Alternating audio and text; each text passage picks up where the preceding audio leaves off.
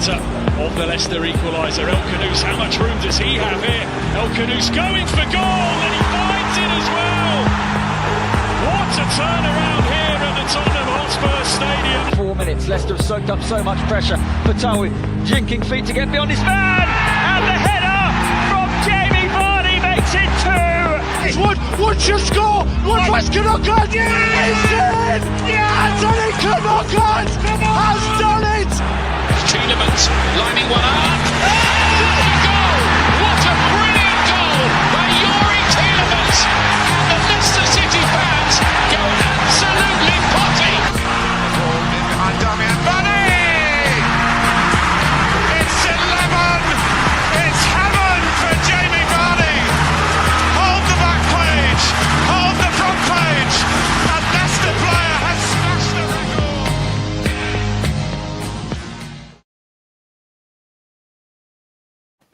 Good morning and welcome back to Blue Tinted Glasses. It's Sunday, which means it's Good Morning Foxes. And it is actually a good morning this week because we've not had our weekend ruined by the football. So it's good to be back on a Sunday morning. First of all, let's go to the man on my right. And Neil, mate, your first time back on the channel in over a week after your little business trip. How you doing, mate? Better than you guys. Looking at the Leicester results, I wish I took a few more weeks off, to be honest with you. But I am good. Just saying off stream that I'm very jet lagged. I don't know if it's 9:30 a.m. or 9:30 p.m. But either way, let's get ready to rumble. Lovely stuff. Luke, mate, all the way from down under. What's going on, mate? How are you? We've lost Luke. We've lost Luke. We've lost him. Good, thank you, mate. It's been good to have a nice break from football. Yeah, see if you can go out and come back in, Luke. Go out and come back in, mate. I think we've lost you. I think you've lagged out a little bit. Kate, what's going on? How are you doing today? Yeah, I'm all right. Thanks. Same as you guys. I'm having a good weekend because it hasn't been ruined by the football. So, well, until we do this podcast when I'm reminded and I get a bit of PTSD or whatever. But yeah, all good. Yeah, it's a bit of a running theme that we start Sunday mornings, not just us, but the people who watch, with a horrible title in the video. And today is Foxes in Freefall, so very joyful title. First of all, Anil, I will ask you, mate, did you manage to see much back from the last game? Did you see any of the highlights? What did you make to what happened, mate? Sadly, I did. I mean, I will say one thing. I felt we probably should have scored a goal in that one. I think we had some half-decent chances, but it's so depressing when that's clearly the worst Man United team I think I've seen in my lifetime, and they've beaten us 4 times, and just, haven't scored again. It's, pathetic, isn't it, really? Luke, mate, I think you're back with us. How are you, mate? I'm good. Can you hear me all right? Yeah, all good. Mate, it's been... I'm envious of Anil, not only just having a holiday, but just having a business trip, but just a break from Leicester City would have been probably good for his head. Yeah, well, that's true. I was going to say, Neil, I bet you feel a little bit nice and refreshed after not having to talk about Leicester for over a week, which is nice. But don't worry, because in like 4 weeks, it's my turn to have a little weekend off. So it's going to be your turn now. Okay, so I wanted to talk about a few different things this morning. The first things first, I'll come to you, Kate. International break. Every time we're going through a bad run of form, no matter what season it is, obviously this season it's just been one big bad run of form. Ruud van Nistelrooy now has had, it's longer than a week because we don't play till Wednesday, to try and get some shit together in some way, shape, or form. What are you thinking? Obviously, now with the international break slowly coming to an end, do you think do you think there's any chance that we could see an improved Leicester City against Manchester City? I mean, I know some of the players haven't been around; they've been on international duty. Yannick Vestergaard put in a great performance against Portugal. Duck keeps telling us about. Surprise, surprise. But yeah, obviously, so he can't have his hands on the squad fully. But yeah, do you expect to see an improved Leicester when we come back, or is all hope just gone? Not really, because I don't know what will have happened in the mix to improve some of these performances. The only good thing is, and sometimes it can work against you in international breaks when you've got some kind of momentum or there's been some positive results or you feel like you're gaining some traction or whatever, is the international break can come at a really poor time. But with this Leicester City team at the minute, maybe it can only be a good thing that they've all been away from the environment. They've hopefully refreshed. I'm hoping that Vestergaard will come back like Vidic, given his performance. Let's continue that into the next game. I think it can only work in a good way as far as their mentality goes. But the performance on the pitch, I'm not really expecting anything different because it's the same ingredients in the recipe, isn't it, really? Yeah, I mean, Luke, we saw 2 games ago, we saw a bit of a formation change. Maybe work on that from the squad and Ruud van Nistelrooy, maybe to try and try and improve in that new formation. I'm trying to be optimistic here, Luke. Serious question though. Like, what do you actually think? Like, do you actually think that like he has any confidence whatsoever? Like, do you think he has one mind out the door already? Like, do you think he's already thinking about what life's going to be like in the Championship? How he's going to adapt? Is he going to enjoy having a bit of a step down in quality, or do you think he's just hoping that someone gets sacked soon and he takes their place and gets asked for a job? Where do you actually think his head's at? Don't worry about the formation, seriously, because none of them are going to work. Yeah, I'll send that to you, Anil. I think he's given up. I think that comment I saw just before I left, actually, where Ian Marshall was saying something like after the last game in London, only 2 people got the bus home and even Ruud himself went to Holland. I think that says everything you need to know, because he's clearly given up big time, right? That's why it's so pathetic. So I don't think he does care. I think he is going to leave in the summer. If he doesn't, he should, to be honest with you. Like, he can't go in with that poor performance, because that just shows you, like, you know, when the going's got tough, to me, it just looks like he's run away. So you can't have him as the manager. So I don't really see there being any room for improvement.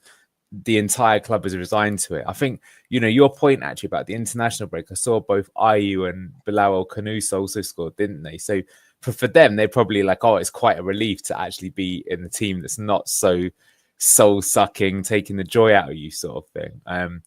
But yeah, I think Ruud's given up 100%. That then has transpired and affected the players as well, although they didn't really help matters either. So yeah, we're just the Walking Dead, aren't we, basically? Series 11 of The Walking Dead, this time set in Leicester City. Yeah, I mean, this is the tweet that you were talking about. Obviously, former Leicester City player Ian Marshall. Apparently, when Leicester got beaten by West Ham, there was only 2 players on the coach home. The rest went on the tax in London, and the manager went back to Holland. Club is falling apart. No discipline. Fucked.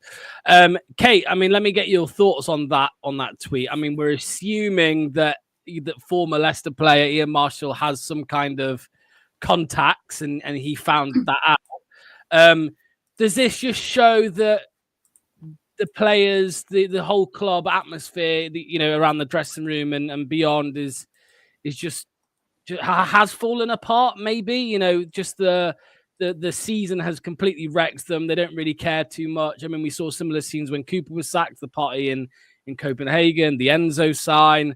It's just all a mess, isn't it? The Copenhagen thing's a completely different thing, but with this London thing, I've not got an issue with it. They weren't due to play a game for about 9 days after.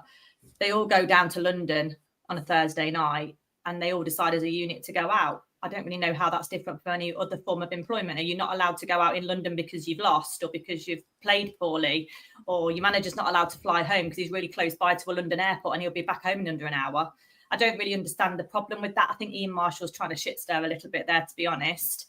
You shouldn't be avoided a night out because you've lost or because you're playing poorly. And would that be okay as a night out if we've won? Like, you can't, it's completely different. I'm not in agreement with slagging that off. When I first read it, I did feel a bit like, yeah, that's not great. And then I just sat and thought about it. I was like, no, he's trying to be inflammatory there. And I wasn't going with that. I don't see a problem with them going out in London after playing in London when they're not due back in work for a long while and a match isn't due for a long while. That's just and they've done it as a unit.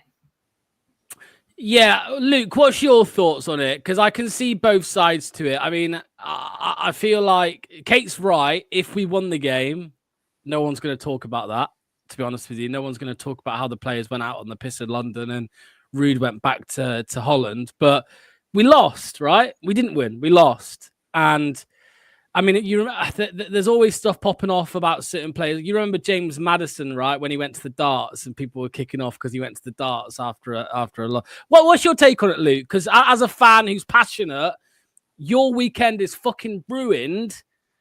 And then you see stories that the players straight after the game out on the piss. I got two opinions. One, you want them to conduct themselves like a professional sportsman. I understand that, and you put your heart and soul into watching it. But at the end of the day, you have to remind yourself that they are human beings. Some people, like Grealish, for example, can go out and have like a superstar performance, then smash 2 pints and be okay. Some people are just built for it. Some are not. As an Australian, I can give you plenty of old school like sports examples where like coaches have given people a beer at halftime and they've come on like new men. Am I advocating for that? No. But what my thoughts are is like if it's not, it doesn't look good, if things are like really poor and you're having a bad string of results, then absolutely, like it's not a good look. It means that you're not really, your mind's already, you're not really committed to the club, and you're already thinking about a move elsewhere and you're not taking it seriously, which then takes the piss out of the fans. And I can see why you would get frustrated by that. What scares me more, encompassing everything we've just spoken about, is from the outside looking in.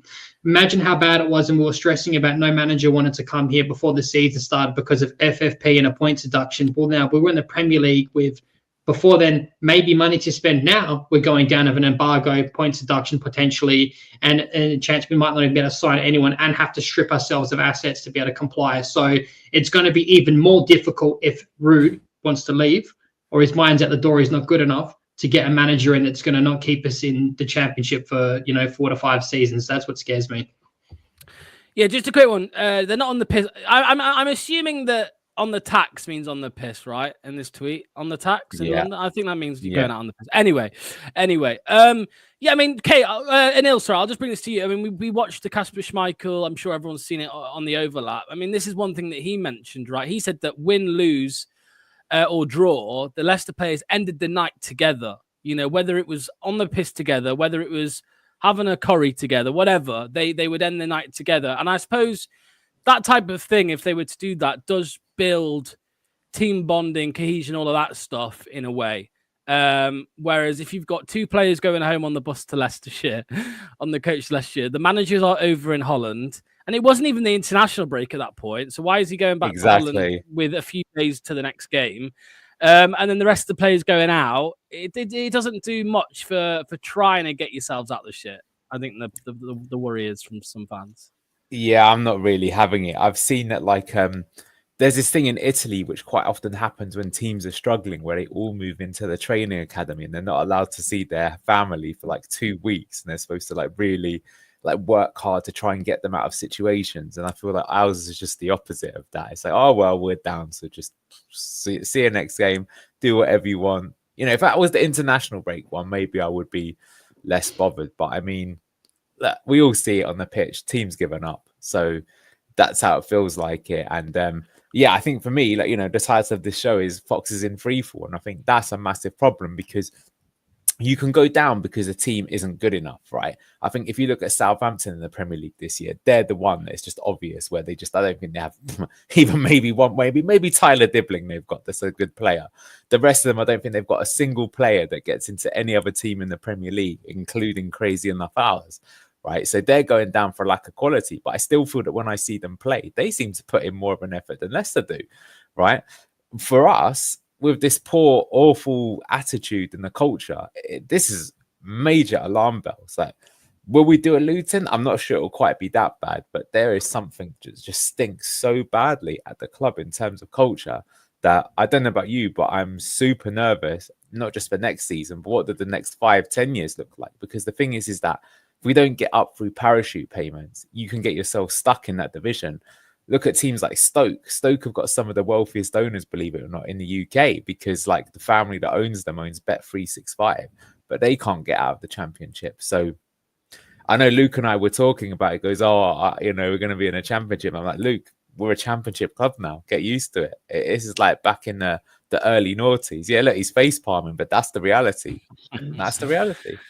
Kate, before we move on from this specific topic, I mean, I remember when Enzo Maresca came in, we heard stories that he implemented some rules. And I think one of the rules was that if there was an away game, I think definitely in the early stages. I don't know if that continued throughout the season, but in the early stages, I read that the players stayed over at Seagrave the night before a game and then got the coach from Seagrave up to wherever they were going.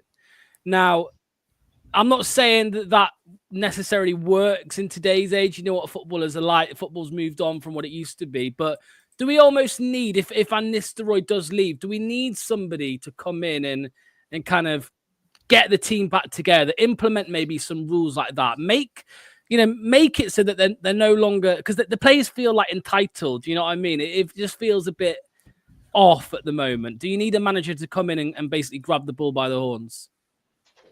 I think you do, yeah, in terms of some of the discipline that we see on field. We can't tell how that carries on to off the pitch because we just aren't behind closed doors at all. But that team are quite a tight-knit bunch of friends, I would think, because there's quite a lot in there that have played with each other for a long, long time. There's sort of their friends amongst their national teams as well. We've got quite a few independent nationalities within the team as well. So, I mean, Enzo using the facilities like that, on the other hand, you could see it as, well, no wonder the players see it as a hotel because Enzo treated it like a hotel. It depends how you want to interpret it. But every Premier League player, a lot of elite football players are entitled. They don't tidy their own dishes up after they finish food in the canteen, or they get driven everywhere. Somebody books their hair appointment. Like that's the nature of the sport. I think there's something so severely broken in terms of the interconnection and almost like telepathy that you need on the field of play. It's almost, you just need like a magic charm or something to try and turn this around for us at the minute. I think what you don't really need a hard manager to come in. You need a hard player. Because I think Rue can say so much, or whoever comes in and says so much, but then when you cross the white line, who's taking that baton onto the pitch in terms of discipline, organisation, accountability, and working your socks off? I don't really think we have that. Well, Luke, do you think we have a leader? Because people talk about Vardy. Vardy's never wanted to be Leicester City. I keep saying this. He's never wanted to be the captain either.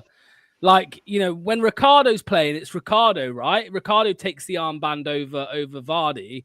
And I mean, you think back to, obviously it was always Schmeichel, not Vardy.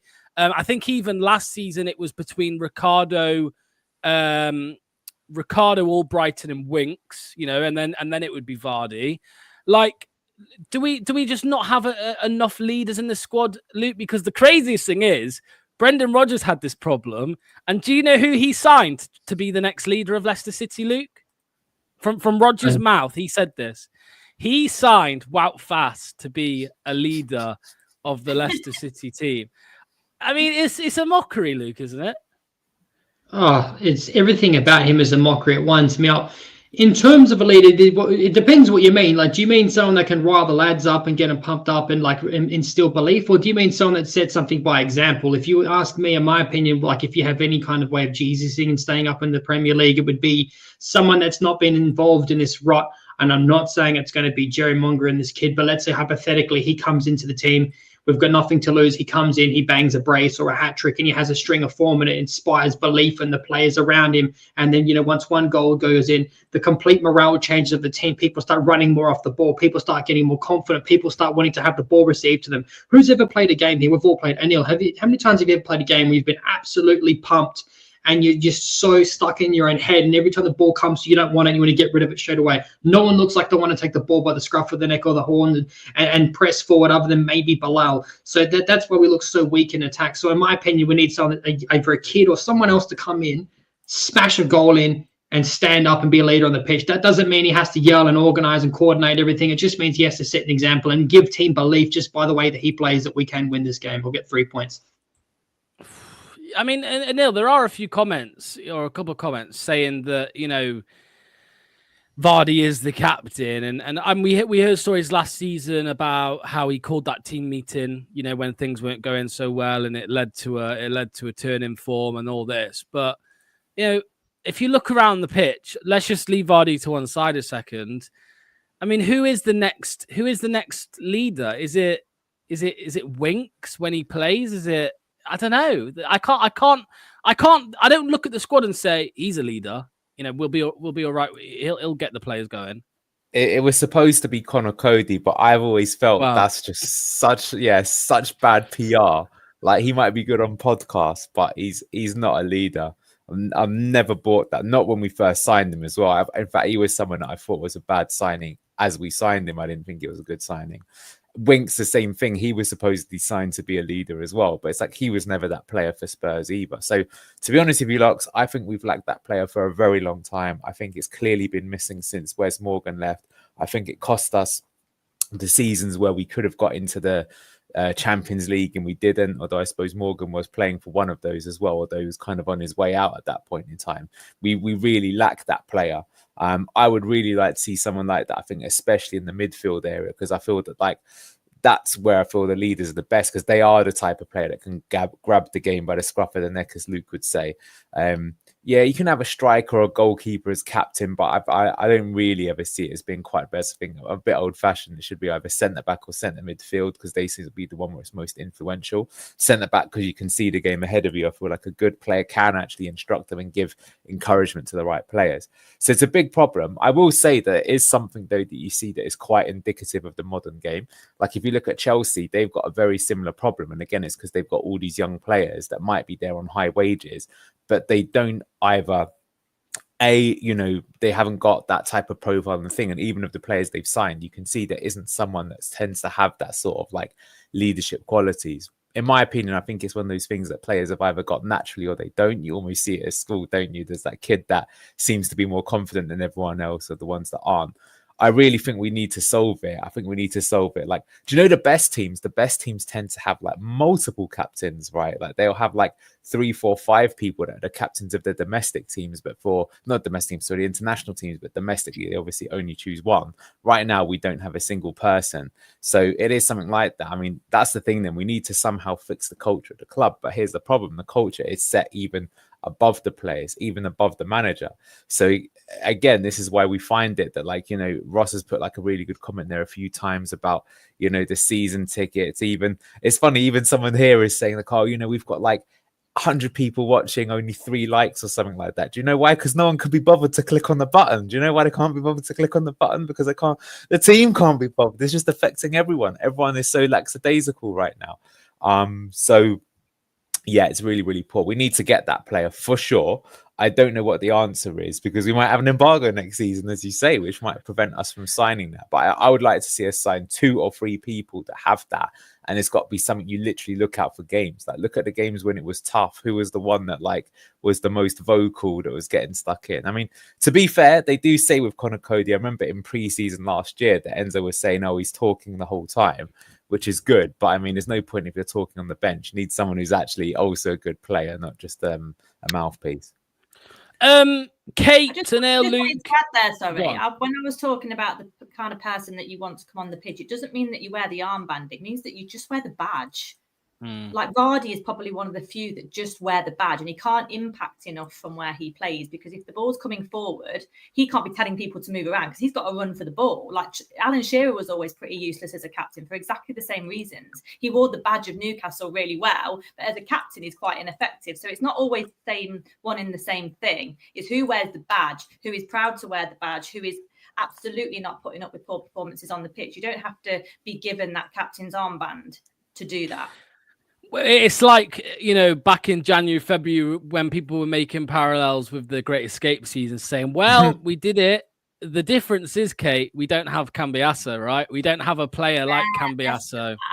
Esteban was unbelievable in how he transformed that team, and that Rolls Royce world class, even though he was 34 at the time. He was just, I don't think any of us could quite believe it. It felt a bit similar, when Les Ferdinand came, and he always lived in the shadows a bit of Shearer, and he was always like his counterpart, if you like. But when he came to us, I couldn't believe how classed Les was. Like, he was phenomenal. Some of his movement off the ball, his heading ability. And he was a bit like that with Cambiasso. Like, I'd not followed his career very closely, but he just knitted everything together, didn't he? And he pulled the strings unbelievably and had such a good connection on the pitch with most of the team. But by all accounts, he didn't get on with anybody off it. So it really doesn't matter when you think about it, what happens off the pitch. If you can impact on it and get everybody to play together on it, you can wind up anybody as much as you want in the changing rooms. But it's what you do on the pitch. And he was just something else.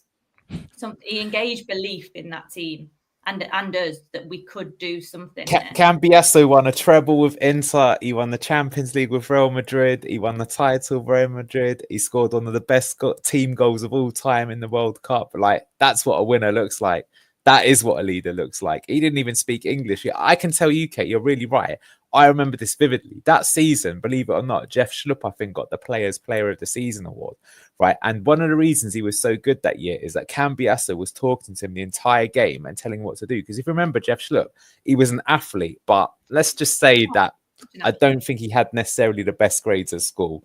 Some serious shade being thrown at Jeff Schlupp, but I think anyone that's seen him play will see.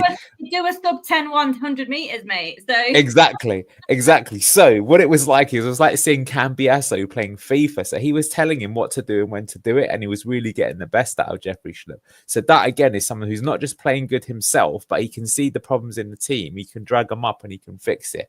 And he was very good at like either taking out the pace of the game or speeding it up when necessary. Like, those players don't come along too often, to have that understanding of the game. And I've always felt with Cambiasso that, like, sometimes when you see these players, like Henrik Larsson came to the Premier League just for a few games as well for Man United. And players like that, you're thinking, Jesus Christ, if Cambiasso is that good at 34 years old, could you imagine what the peak Cambiasso was like? Clearly, he would have been on a Vieira, Roy Keane sort of level.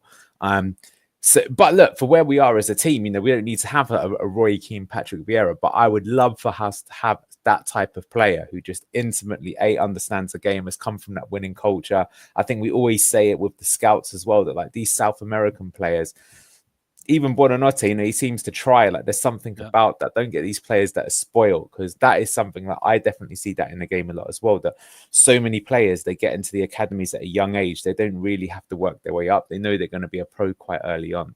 There's a lot of things that we need to fix. Yeah. But he didn't get on with Vars though, did he, Esteban? No, but the thing is that there's many stories like that though. When Man United won the treble, like Andy Cole and Teddy Sheringham hated one another. But it's like it doesn't matter. I think Peter Schmeichel and Roy Keane didn't look at each other in the dressing room and stuff like that. They won the friggin' treble together, though, right? I mean, they don't have to be. Yeah, this guy has to be taking the piss, man. Telling us to get on our fucking knees. It's satirical. It's satirical. Yeah. I think is what he's going for. And look, we're all so depressed, so let's have a little bit of a Thanks for the laugh. Yeah. Yeah, man. Thanks for the laugh, Mr. Potato Head. It doesn't say Mr. Potato Head, but you are a Mr. Potato Head. Just sorry. I saw Luke like trying to hold himself back. Just a very, very, very, very slight segue, Luke. Is there anything you want to say to this comment here? You all owe Steve Cooper an apology, mate. Is there anything you want to say? I think after I was gonna, you would bang on, dude. You know me too well. I was creasing up, but then I saw the next comment. And I was like, he has to be taking the piss, so I don't have to abuse our viewers. Yeah. Ready to launch, weren't you, Luke? No, I was definitely ready to launch, man. I was like, this guy can't be for real, man. Like, I've talked about this orc enough. I don't know. I'm not going to get into it again. Like, it's the oldest conversation of the book. Yeah. Look, just a quick. Oh yeah, I wanted to bring this up. What have I missed with this, guys? Does anybody know about this? I must have missed this. This comment from not that one. Yeah, that one from Ross about tickets being auto-renewed without permission. Does anybody know anything about this? Yeah, I think that's one of the reasons they moved on to the digital ones. So it's almost like direct debit. So people are having they've already paid for next season ticket without having a choice. We'll have to ask Kate, have you been done for it? If you're on the direct debit scheme, which I am, which is a 0% scheme, by the way, then it just auto-renews your direct debit. But if you're not on the direct debit scheme, you have to manually renew your ticket. But you have been given a 2-week warning that it will auto-renew, so get in touch if you need to. So that's what's happened every year that I've been on the direct debit scheme. It just rolls on. Is there any? Yeah, we're done, Mr. Potato. The joke's over, mate. Skip and Wink's majestic double pivot. Look, is there any? Kate, I'll ask you this: is there anything behind maybe the fact Leicester have made the deadline? Has it always been this early? The deadline for renewing your season ticket, or has it sometimes been after the season's finished? Because I've seen a lot of fans talking about. Well, I've seen a lot of fans talking about are they doing it this early because they don't want people to wait to see? I mean, we know we're going down, but it feels just the timing of it feels a bit weird. Yeah, I think it is earlier than usual. I think it's usually either like the last couple games you get an email to say the deadline will be after the season's finished, or it's when the season's finished. I can't really remember, to be honest, but I've got no issue with it. They want to get bums on seats for next year, potentially. There is still a 2-year wait for season tickets, as I understand it. So people that do want out can get out. Like, there's so many people apparently saying that they want to give up their season ticket. Well, fair enough, mate. Leicester want the newcomers coming in. Like, I think that's actually quite a wise business move. And we're talking about us not learning our lessons from PSR. This is the lesson that they're learning. They're getting money in the door early, which I absolutely think is a really good business decision. You have a decision whether to renew, but it's up to you. Yeah. And we know kind of the inevitable thing that we are going down. It's not like it's going to be a big surprise and you bought a product that you think that you were going to buy. Like, to me, it's quite savvy to get confirmed numbers, to then try and get as many people on that waiting list, if there's availability, season tickets as quickly as possible for next year. Yeah, I mean, Luke, obviously you're in Australia, you don't have a season ticket, but I mean, there's a lot of fans saying stuff like, Kate's right, there's a lot of fans saying stuff like, I don't want to, my season ticket next season. Although most of them will still renew, as we know that's how things go. But because a lot of people are worried. If they don't renew, they'll lose it, right? And if we did get promoted straight away, straight back up, then you're in the shit if you didn't renew because you've lost it. But do you see, Luke, there being a drop in bums on seats next season? Because I think last season, I mean, Kate, you were there every week. You could probably say it was still okay, right? There wasn't really a reduction in attendance because we were winning every game. I mean, maybe some of the midweek games. Or second highest in the league of attendances. I know sometimes you're comparing apples with pears because some of the attendances of some stadiums can't reach 30-odd thousand capacity. But yeah, the attendance was really good. And that's what I've said before. Like, as much as people are throwing the toys out the pram and understandably saying, I do not want to watch that shower of shite, let alone in a division below. The reality is, as with most football fans, with their club, you just want to see your team win. And if that happens more next season, the fans will return because that's how it works. Go on, Luke. What do you think, mate? Because I think this relegation feels a little bit different for a lot of people. Like, people, last time a lot of people had the expectation we're gonna go straight back up. There were some emotional people who said, "Oh, we're gonna go back to back relegations and all this." But this season, it feels like there's quite a good chance we don't come straight back up. I think there's every chance that we don't. Look, this is what I think. This is my personal international view. I had to pay $50 a month to be able to watch through Leicester City, Foster Hub TV, whatever it was called. And it cost me an arm and a leg. And then as soon as I purchased it, I had to get a VPN and stuff because they said international, so I could watch it. And I couldn't even watch it. I had to get a VPN to watch it. They didn't refund me or anything. They didn't charge me when the season concluded. But my thoughts are this: when the last time we got relegated, we shouldn't get relegated. It felt like genuine despair. I felt like we were going to get nowhere near as many players that we kept on the books that we did. I was very, very surprised. I felt we were going to get picked clean. I thought we were going to get relegated back to back. I was in that much dread. And then Enzo comes in. I know you guys are sick of hearing me having such a hard on for him. Enzo comes in. We bring in Harry Winks. We all laugh and joke about him now and stuff like that. But at the time, that was a major signing for the championship. Huge. Even Connor Cody to a certain extent. I know they didn't eventuate. And it felt like with Pereira firing, we kept James Justin. All these players, Dewsbury Hall, I thought, it was just having Enzo winning the treble and having coming in charge of all these players, I felt very optimistic and I felt very confident. As you just said, we kept winning and winning, and that confidence built and grew. Now we have sanctions waiting for us coming out our ass. We've got FFB, transfer embargoes, more players are going to want to leave. We might be forced to move on players because we can't afford to pay their wages, forced to bump up the youth. Everything I mentioned before about a manager. So if Ruud does walk or we do sack him, who do we bring in that can work with youth that is going to excite the players to want to perform for them? I fail to see us coming back under any facet, mate. I really do. Like, it depends, unless we have some kind of, what's his name, Nick DeMarco, whatever his name is, unless he comes in and absolutely just smashes them again and finds some kind of loophole, then yeah, maybe. But to be honest with you, if it were me, I think we should have just completely rolled the dice. We should never have hired an orc. We should have never had that ugly bastard come in and just completely rip up trees. No, seriously, all the jokes and personal things aside, Why go completely against everything that we built under Enzo and bring him in and then back him and then piss about money on turtles and fucking donkeys and all the other rest of people that shouldn't have been ever been integrated into the system? Okay.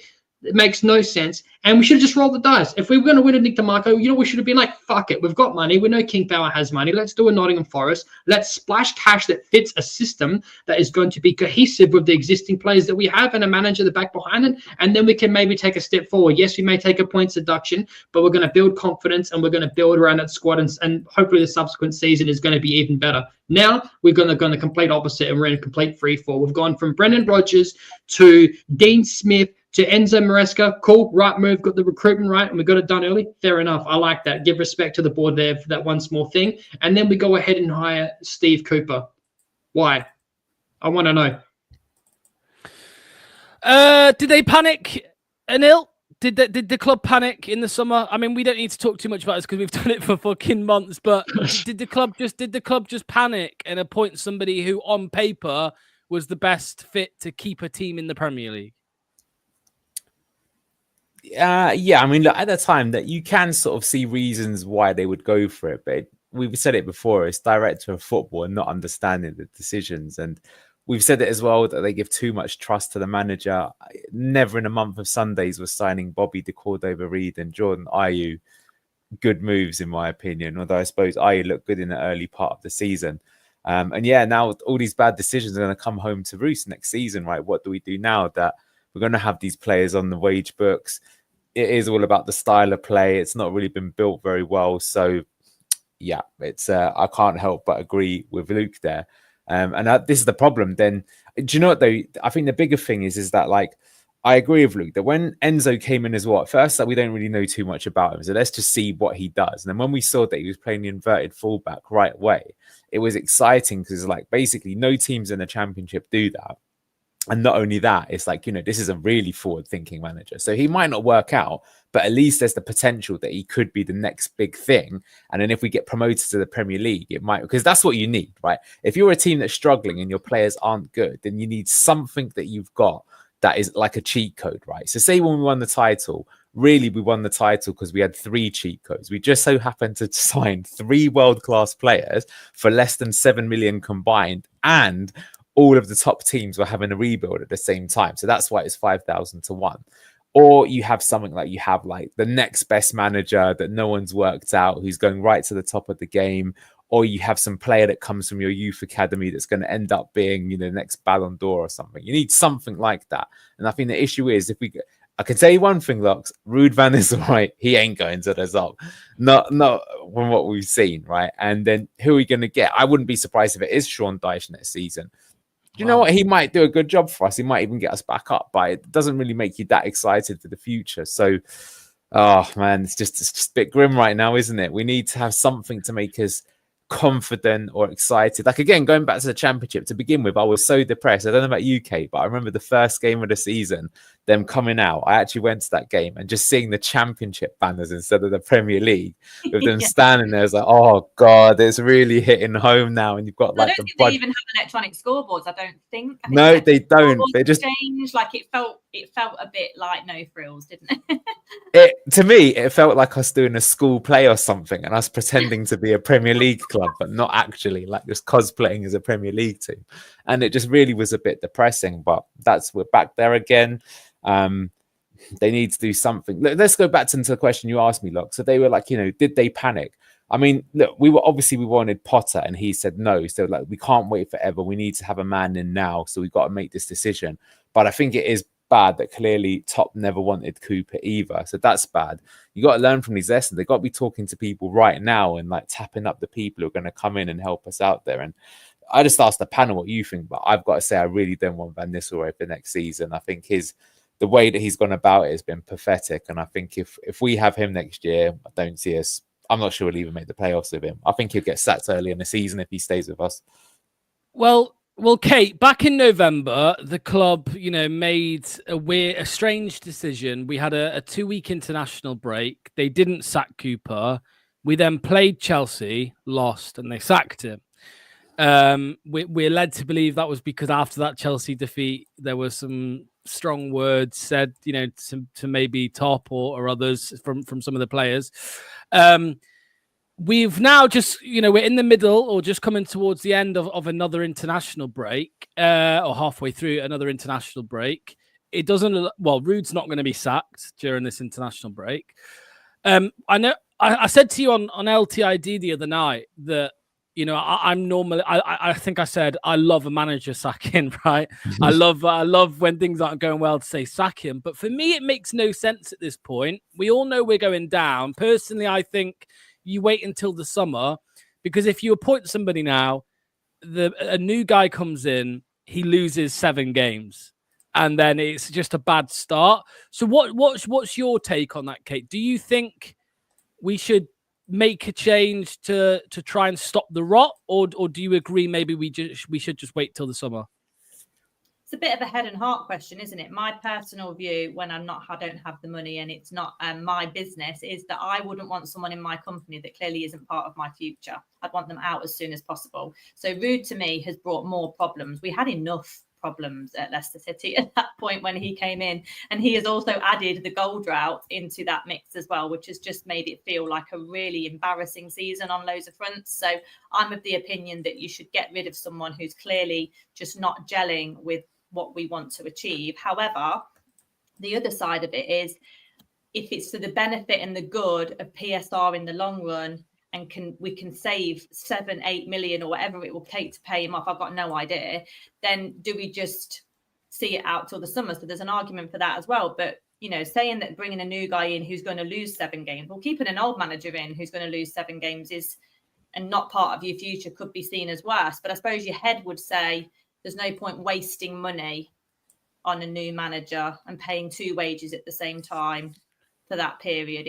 Would be a waste of cash. So let Rude go to the summer, only 1 wage to pay till the summer, and then change it. But he just doesn't form part of, just because of the goal situation. If you can't get that team to score when they were scoring so regularly, I've got no idea what's gone on. It's becoming such a, it will be weighing on the players now that they cannot score in a brothel.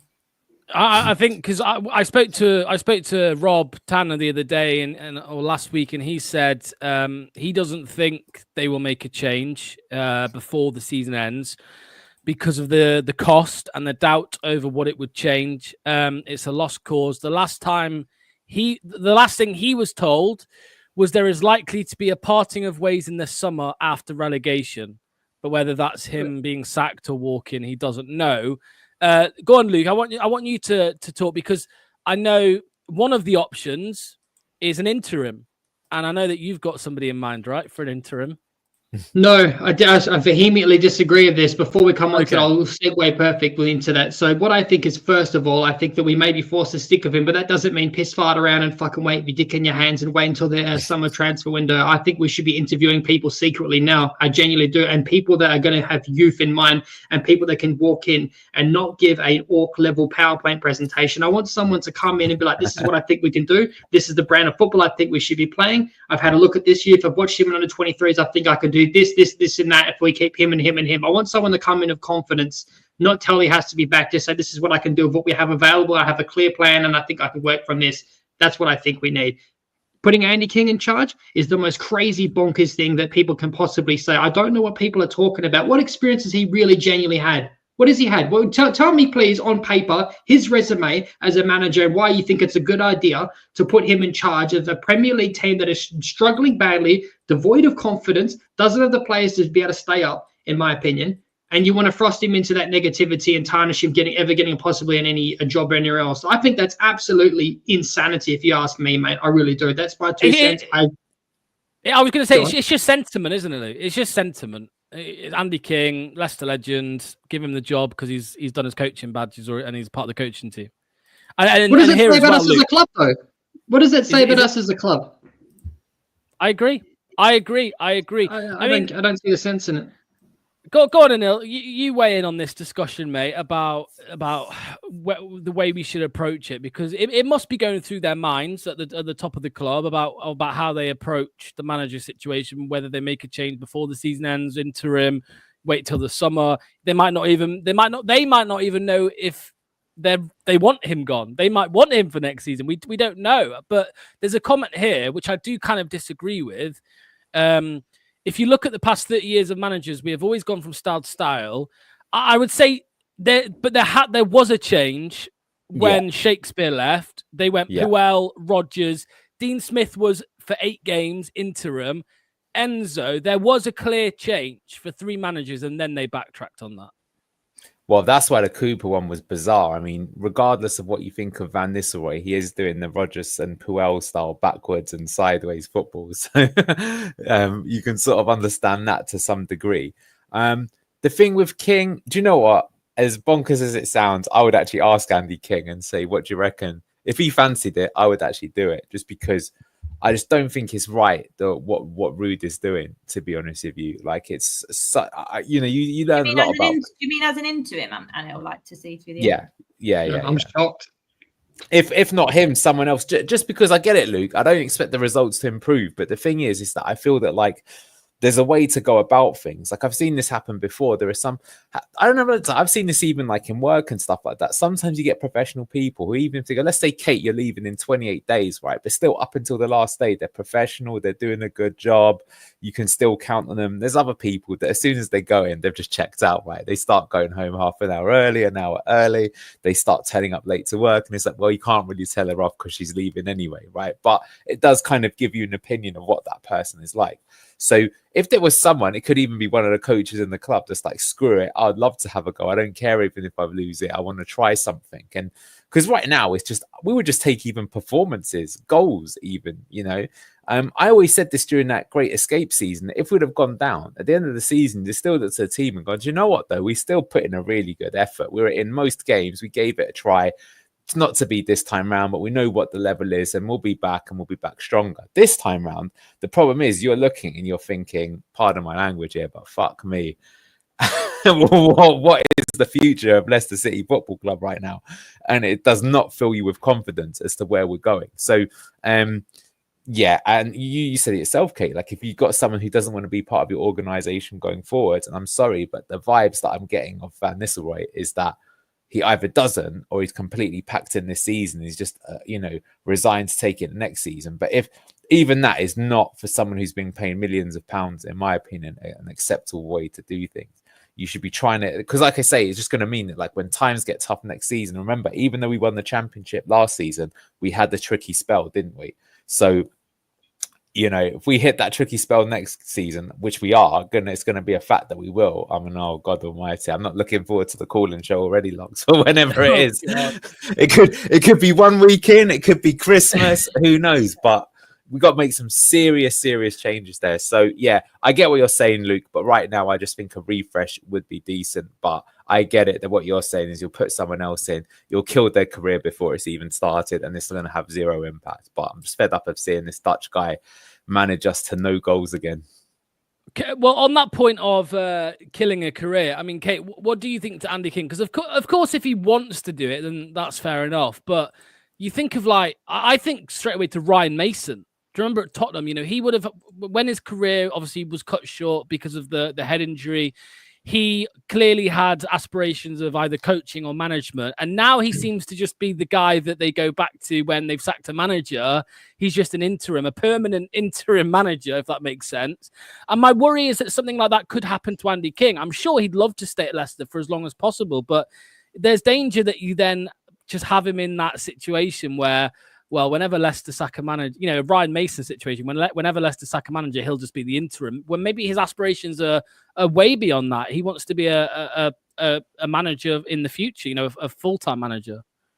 Yeah, I think we just need to have a chat with Kingy about it. The one thing I would say is that there's a pattern that we seem to try the 5 at the back not long after Kingy was appointed. So who's to know that he hasn't actually got some really good ideas, knowing how Leicester works intricately, knowing that we're still using Vardy at the top of the formation, and just knows how we play really well and how the club works. So there is that accolade that he's got. But similarly, yeah, I agree with you that you don't want to, he's very, very fresh out of the game in terms of playing. He's not long done his badges.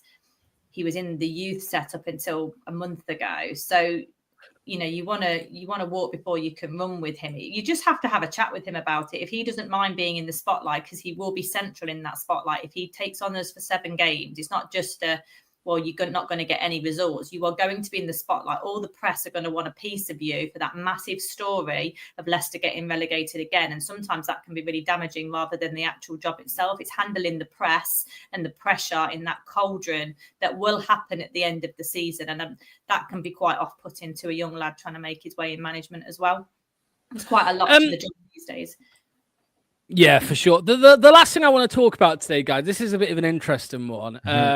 And it might just be a full house of you all saying no, but well, no, I know Luke will agree with me here. So I don't know if you remember a few weeks ago, I posted something in the group chat about how Ivan Juric, the Southampton manager, came out in one of his interviews and was like, yeah, we're getting relegated. We just need to try and put up a bit of a fight and win some games, go down fighting.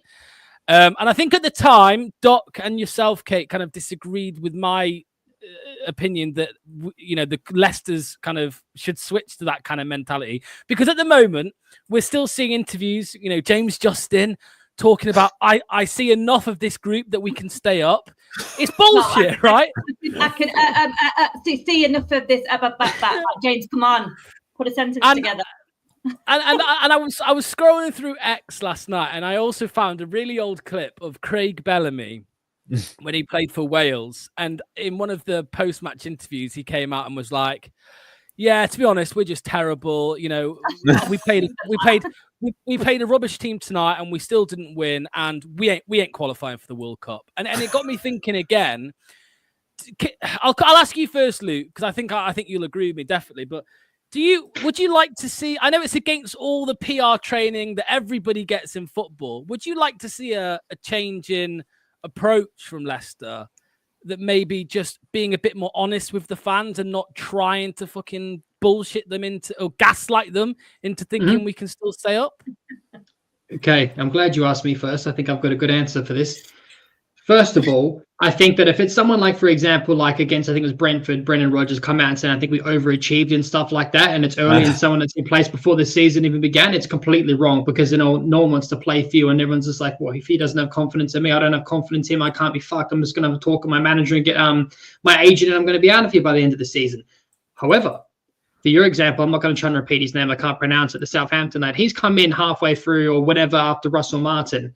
Okay, it's not his fault how the season's started. It's not his fault the transfers and stuff and the people that got in. So if he comes out and says, look, chances are we're down already, but I've got faith in these lads and I think that they could do something in the following season. I believe they've got fight and I'm proud of them.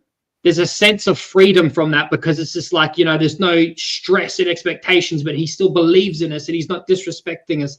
That's my 2 cents in the way thing. And in terms of your question about, should we bullshit ourselves, not be gaslit? Whoever's in charge of the social media is just as fucking awful as every other decision that Runkin or any one of the boards ever made. Like, reminding me that Wout Faes is going to be playing for Belgium. I don't give fucking two shits. I don't fucking care. I don't want to see his face. I don't want to see Danny Ward's on the bench for Wales. Whoever's in charge of our PR or any of the, across all social media for Leicester is horrible. I hate them. They can't read the room. All these players, like someone's making him say this shit. You can't tell me that James Justin doesn't think, oh shit, what are we going to do at the end of the season? Am I still going to be here? There's no way, man. Of course they believe in themselves and each other and there's friendships within the group, I'm sure. But come on, man. There's some like snowflake that's gone, can you please say this into the camera? Go fuck yourself. That person should be sacked as well. Go, Anil. I mean, I'll hand it to you because, like I said, I understand it's probably a lot to ask because the players, the managers, the coaches, the whole kind of media team, it goes against the PR of football to kind of admit defeat. But also, the comment about the social media team is so true. I mean, just read a fucking room. Wardy is on the bench for Wales tonight. What would you like to see that, Anil? Maybe a change in approach, just stop bullshitting. But I want to see that throughout the entire club, and I've said this time and time again on this show that it's always the fact that the owners, King Power, they see this as a company and having corporate values. They don't see it as a football club, which is a very different thing. So notice how you can never be negative about anything surrounding Leicester. It's just the way that we do. They'll be quiet rather than not address the fact that there's a, the meme of the the dog's sitting there going, this is fine. And that's Leicester City in a nutshell, right? It's like the house is completely burning up and no one will even comment on it. We've seen it on the official watch alongs. This is why you smash it when you do your watch along, because if you've ever seen the official one, it's just ridiculous how the team will be 3-0 down after half an hour and they won't say anything negative, and you can see people like Nugent, they just can't wait to say something like this, like a spineless, but they're not allowed to do it. So yes, I would like to see a complete overhaul from top to bottom, you know. And it's funny when we say top, because that's exactly the guy who needs to change it.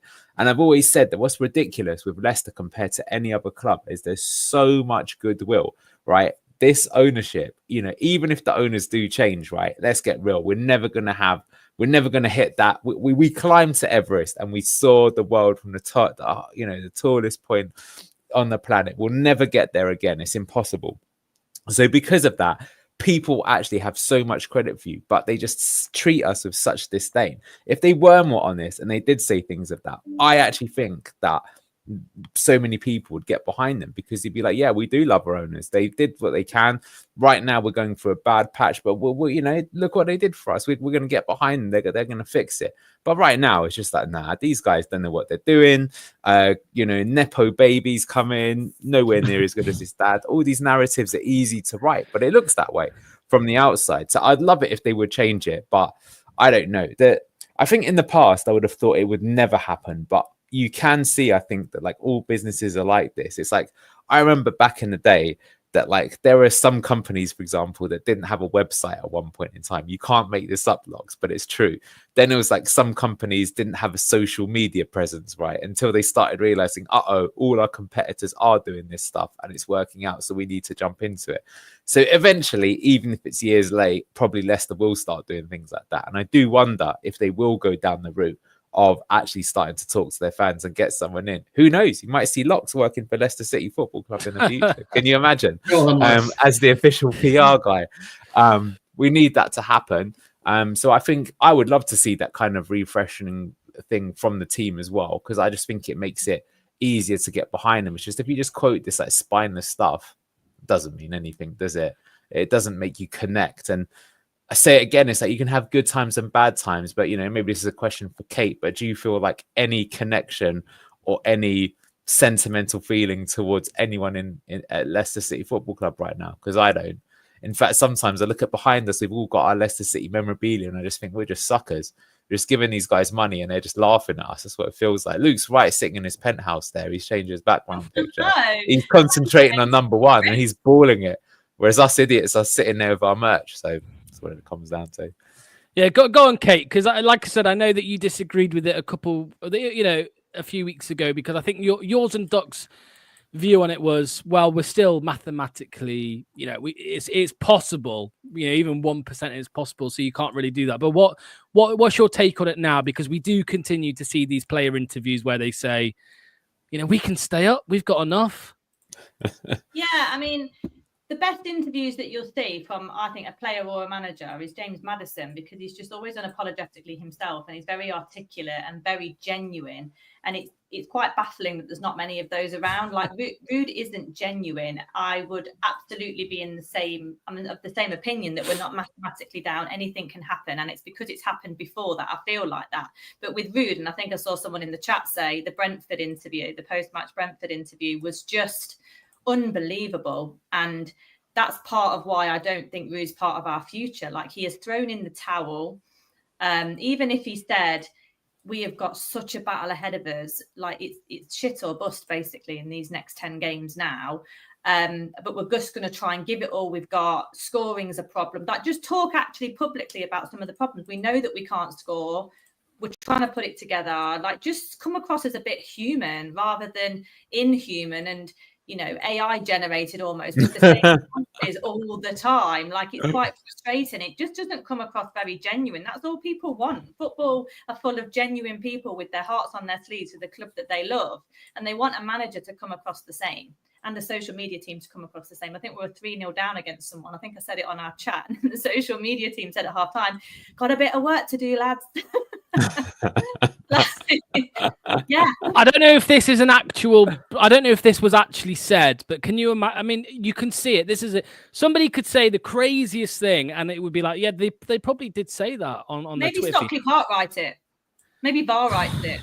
Here's Yeah, my but one look for you, into it Kate. closely. It's like, sadly, Leicester have been relegated to the Championship for the 25-26 season. But order your new kit today using the code relegated for 10% off next season. Boom. That's what you're going to see. Surveys ran straight after the match, or like 12 hours after the match, saying, "Tell us about your match day experience." No, mate, it's still too raw. Mate, this is what I kept telling people in January when the club did the.